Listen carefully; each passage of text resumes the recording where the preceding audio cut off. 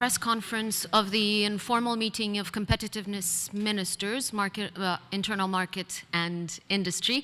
We have with us today Minister Pedro Siza Vieira and the Executive Vice President of the European Commission, Margrethe Vestager.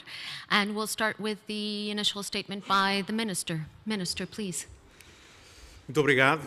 Bom dia, senhores jornalistas. Bom dia, Vice-Presidente Vestager. Tivemos hoje uma reunião informal do Conselho de Competitividade na vertente Mercado Interno e Indústria, onde quisemos prosseguir um debate de orientação política sobre alguns temas muito relevantes para o momento que a Europa vive. Em concreto, queríamos discutir a autonomia estratégica da União Europeia e prosseguindo a discussão com duas áreas em que a Comissão Europeia está a preparar alguns documentos e para os quais é necessário, portanto, que os Estados-membros possam dar algumas orientações. Em primeiro lugar, a área da identificação de dependências estratégicas que podemos ter na Europa e que ficaram ilustradas agora durante o período de pandemia, acesso a algumas matérias-primas, a alguns componentes críticos, a equipamentos de proteção individual, a semicondutores. Todas estas foram áreas em que notamos que a Europa precisa, para o funcionamento regular das suas empresas e para a manutenção da qualidade de vida dos seus cidadãos, de cadeias de abastecimento situadas noutros locais do globo e que podem estar sujeitos a disrupções diversas. Portanto, precisávamos de discutir para podermos permitir à Comissão atualizar o documento da Estratégia Industrial para a Europa, que está a ser preparada para o próximo dia 27 de abril. Por outro lado também, e a propósito de uma questão que a Comissão colocou à discussão, tivemos a oportunidade de debater a questão de criação de condições equitativas de concorrência no nosso mercado interno. Como sabem, a Europa é um continente aberto, onde estão acessíveis produtos e serviços que são provenientes de outras regiões do globo e aqui a Comissão irá apresentar também documentos relativos à criação de condições de concorrência equitativas no que respeita a distorções causadas, seja por subvenções estrangeiras, seja também algo que apareceu bastante na nossa discussão relativamente à não conformidade por parte de bens provenientes de países terceiros das regras ambientais, de segurança ou sociais que são observadas na Europa e que impomos aos nossos operadores económicos europeus, mas não necessariamente a outros países. Finalmente, também tivemos uma discussão, uma apresentação por parte da Vice-Presidente Vestager do chamado Digital Compass para 2030. Isto é, a comunicação da Comissão relativamente à concretização durante a próxima década de uma transição digital. Aquilo que são os objetivos quantificados e as metas intermédias para podermos assegurar que a próxima década é verdadeiramente uma década digital na Europa. É um documento importante que nos dá a todos não apenas um caminho bem claro, mas também uma forma de monitorizarmos o nosso progresso nessa matéria. E vem em boa altura, na medida em que ainda sexta-feira, aqui mesmo no Centro Cultural de Belém, pudemos ter uma discussão a propósito do Digital Day na Europa, onde assinamos um conjunto de declarações importantes por parte dos Estados-membros e do setor privado, mas também na preparação para a Assembleia Digital em junho, também aqui em Lisboa, onde vamos assinar a Declaração de Lisboa sobre uma democracia digital com propósito para que possamos assegurar a construção de condições de confiança aos nossos cidadãos e às nossas empresas na transformação digital que a Europa requer e que deve ser conforme aos valores que norteiam a civilização europeia. A Europa é um mercado importante, já demonstrou com o Regulamento Geral de Proteção de Dados e com a política de concorrência que é capaz de impor estándares observados por outros países e por isso mesmo entendemos que este Digital Compass reforça a nossa posição para uma década digital no continente europeu. Muito obrigado. Madam Vice President, if you will, please. Thank you very much. Since I had problems with the interpretation, now you will have the fun of assessing whether we were at the same meeting or not, depending on our remarks. I would like to first thank the presidency for organizing this important debate. Based on the preparation, we had a nuanced, a rich, a very, I think, thoughtful debate about how, on the one hand side, to make sure that we maintain the openness that has allowed the prosperity that we enjoy today, while at the same time being more resilient on strategic value change. Also, the encouragement for the Commission to continue the work for our recovery, that we comes out of the pandemic stronger, more resilient, less vulnerable, that we make sure that that European values are actually a real thing. Three different priorities: upholding fair and open trade. Second, deepening our single market, including by effective competition law enforcement. And thirdly, investing in a green and digital future to build a competitive advantage for our industry and citizens. And in that, of course, also thoroughly assessing where we have dependencies that are truly, really strategic. What was so good about the debate was exactly the nuance and the encouragement to move ahead in a cooperative manner with everyone on board. And I don't think any minister or representative took the floor without insisting on a level playing field and a single market, and that also in a global perspective. As the minister said here lastly, because that I understood, I had the opportunity to introduce the digital compass, the European way in the digital decade, 2030, that gives us targets, a tangible, precise way to go, and of course linking that to the work of the Recovery and Resilience Facility that we're in the process of implementing. Because saying that we want to come out of the pandemic fast and strong is not something that we just have in the rhetorics or speeches. It is a real thing, it's on ground, it is fund that can be deployed for citizens to get basic skills, for more connectivity to be enabled, for important reforms to be passed, for our economies to be more dynamic and for more jobs to be created. So it was indeed a pleasure to take part of the meeting today, and that very much attributable to the excellent preparation of the Portuguese presidency and the leadership in the meeting. Thank you. Thank you, Madam Vice President. And now we have some time for questions and answers. And as far as I know, there's still no raised hands on our platform. Colleagues, if I may ask you to raise your hand if you wish to pose a question. Otherwise, we'll go ahead with a question from the room. RTP, please. Muito bom dia, Ricardo Cruz, RTP. Sr. Ministro, dos problemas que a União Europeia e também Portugal está a passar neste momento é por esta falta de chips eletrónicos, nomeadamente temos a Auto Europa e outras empresas com a produção suspensa. Eu pergunto, como é que chegamos até aqui, porquê disto e o que é que a União Europeia pode fazer para, não é solucionar, mas não estar tão dependente destas situações? Obrigado. Muito obrigado. Essa é uma excelente ilustração do tema que estamos a discutir. É um tema em que nós detectamos e a Comissão Europeia está a fazer o mapeamento num conjunto de fileiras industriais e fileiras de atividade económica daquilo que são as nossas dependências de matérias-primas críticas ou de componentes estratégicos.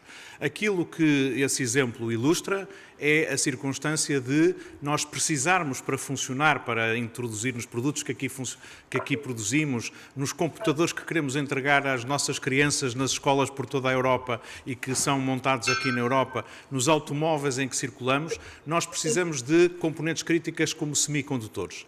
E esses semicondutores são essencialmente fabricados na Ásia, às vezes incorporando tecnologia que nós também aqui não dominamos.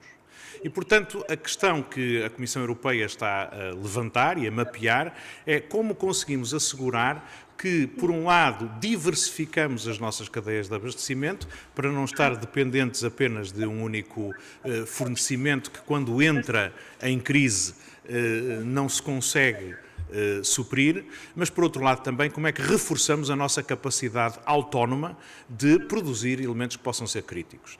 No Digital Compass para 2030 existe a ambição de sermos capazes de produzir na Europa semicondutores em número que não será suficiente para assegurar o nosso abastecimento, mas que julgo que será da ordem dos 20% da produção mundial, mas podemos levantar esta questão a propósito de muitas outras componentes. Princípios ativos para o fabrico de vacinas ou medicamentos, equipamentos de proteção individual, há um conjunto de materiais críticos que nós precisamos de assegurar que, se há dificuldades numa determinada parte do mundo, o resto da cadeia de valor não deixa de funcionar. O tema dos semicondutores especificamente é também o reflexo de outra coisa que se está a verificar neste momento.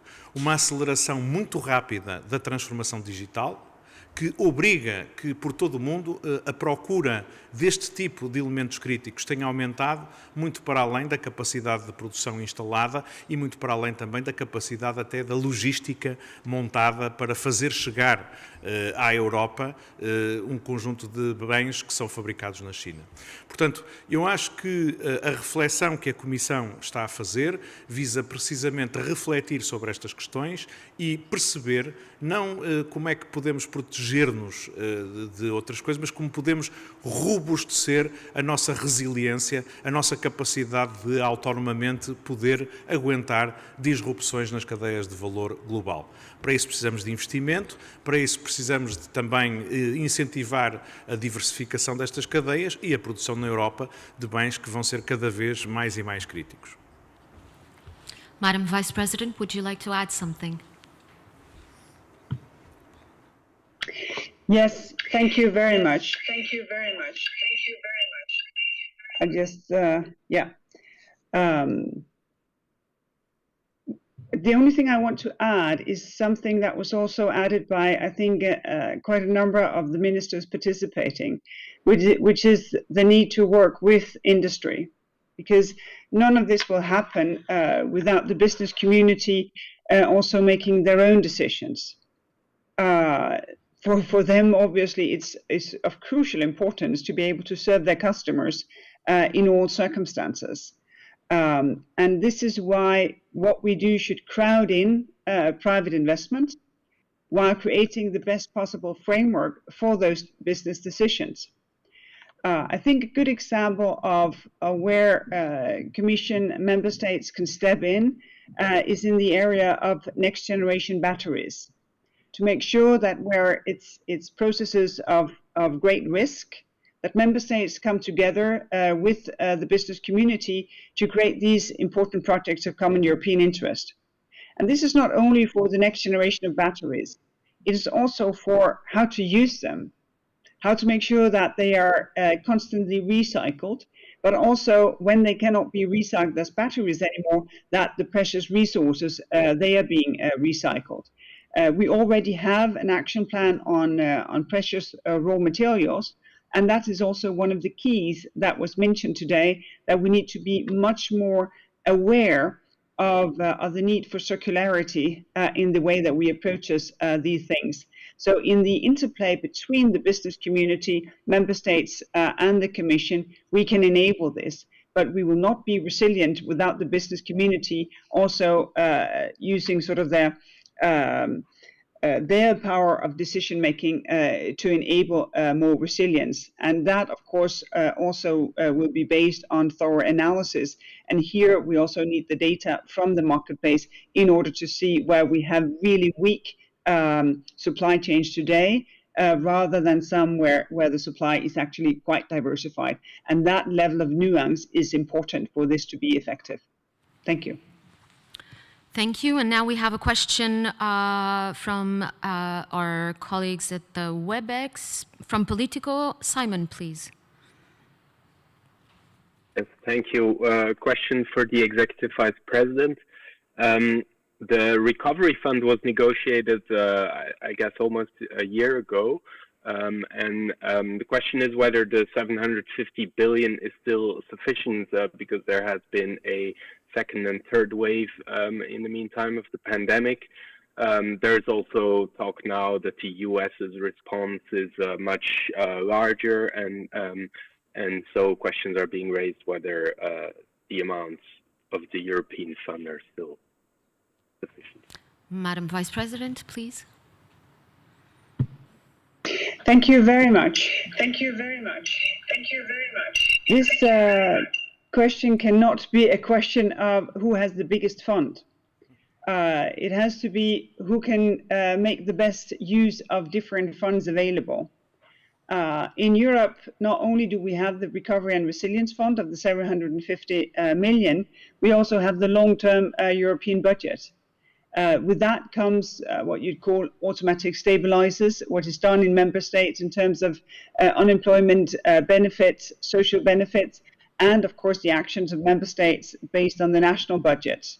You see the huge amount of state aid being paid out right now, which is justifiably part of recovering because assets are being preserved and businesses enabled to preserve the assets to be ready for the recovery. And last but not least, of course, the actions of the European Central Bank. And the important thing is how to make use of these funds from different sources in the best possible way. And this is one of the reasons why I do appreciate being part of the work that we do right now with member states in enabling the recovery and resilience plans to be executable with a very short time perspective in mind, in order for young people to get into the labor market, in order for the economies to be more dynamic, for people to get skills, to get connectivity, the answers to some of the questions that were posed during the pandemic. And I think in that perspective, you'd find that we have what it takes for a strong and fast recovery. Minister, would you like to add something? Well, maybe just to add that the motto of the Portuguese presidency is time to act. And one of our goals is to make sure that we very quickly complete the steps required to effectively implement national recovery plans under the Resilience and Recovery Facility. And I think that's the most critical topic right now, not to discuss the amounts, but to make sure that they are deployed very quickly. As you know, whilst the Resilience and Recovery Facility adds on to a number of other tools that we have available, as Vice President Vestager has stressed, the significant topic is that it helps to provide a very significant economic stimulus in the next few years, which are at the same time whilst having an immediate impact, they are targeted towards the foundations of our future competitiveness, our future prosperity, and a more digital and green economy and society. So my wish is that we complete very quickly these next steps and we put this to work. Thank you. E agora para mais uma pergunta por via remota, Andreia Neves, Antena 1, por favor. Muito bom dia. Vou pôr também a pergunta em português, se me é permitido. Estamos a falar da necessidade de aceder a matérias-primas e da Europa se tornar, obviamente, também ela autónoma, mas a minha pergunta tem a ver, até pensando em futuras crises, como é que se consegue fazer com que as componentes dentro da própria União Europeia, as matérias-primas circulem, porque o que nós vimos também nesta crise foi que as restrições postas por vários países levaram a que o que é necessário não chegue de um país ao outro. Era essa a minha pergunta. Muito bom dia. Obrigado, é uma pergunta muito importante e que ao longo destes meses temos tido a oportunidade de discutir com os Estados-membros e com a Comissão. De facto, a integridade do nosso mercado único foi posta à prova durante esta crise pandémica. Não há que o esconder. Fechámos fronteiras à livre circulação de pessoas e mesmo à livre circulação de mercadorias. E todos perdemos com isso. Acho que ficou muito claro que é quando cooperamos, é quando permitimos que o mercado único ofereça a todas as empresas, a todos os cidadãos, a possibilidade de acederem a bens e mercadorias que se dirigem a todo o mercado, que nós conseguimos aumentar a nossa capacidade de produção, gerar recursos que depois podem ser investidos na inovação, na criação de emprego qualificado e na melhoria do nosso futuro coletivo. Portanto, claramente, uma grande preocupação com a integridade do nosso mercado único. Também relacionado com estas questões, houve duas notas que ficaram claras. A primeira é que nós precisamos também de proteger o mercado único daquilo que é o acesso por parte de bens ou de serviços que não respeitam as normas ambientais, de segurança, sociais, que vigoram no nosso mercado interno. E julgo que houve também um consenso bastante alargado na necessidade de sermos mais eficazes a assegurar o cumprimento destas regras por parte de todos aqueles que operam e oferecem bens e serviços no mercado único. Não apenas os produtores europeus, que não podem emitir gases com efeito de estufa ou têm que as reduzir, que têm que assegurar que os resíduos da sua atividade são reaproveitados ou são tratados e que estão a competir no mercado único com produtores que não observam necessariamente essas mesmas regras. Portanto, esta ideia de condições equitativas de concorrência, ou para usar o jargão que já nos vamos habituando, o level playing field em matéria de concorrência, também foi uma outra matéria muito assegurada. E depois, finalmente, perceber que temos que trabalhar em conjunto em projetos de interesse europeu comum, projetos importantes que nos ajudem a cooperar entre a indústria, entre os serviços, entre as instituições de investigação e os próprios Estados-membros, no sentido de podermos aqui criar as condições de inovação que nos permitam manter-nos competitivos em áreas que vão ser críticas para o nosso futuro coletivo. Executive Vice President, please.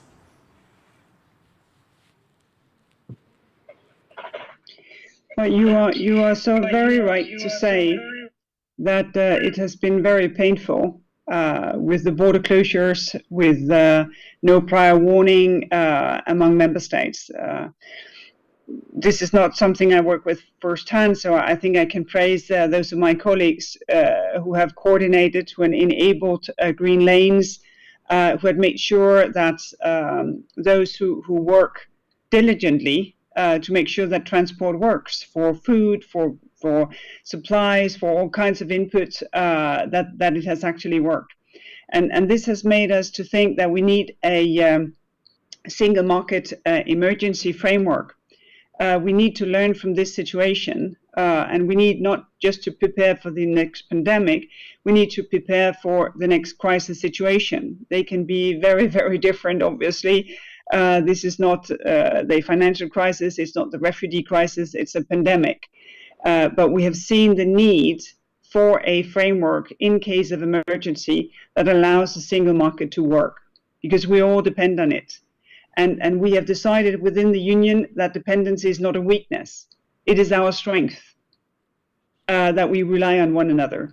And this is why we need this framework, and we hope to push it forward very soon in order for the single market to produce the resilience not only of the European Union as such, but also that every member state feels and sees that they can count on our neighbors also in times of extreme crisis, as we have seen it these days. So we will indeed push for this, because I think this is one of the things that we have all painfully learned, that it's not a given that the borders stay open, even when essential goods needs to travel. So this we will push forward in the coming time. Thank you.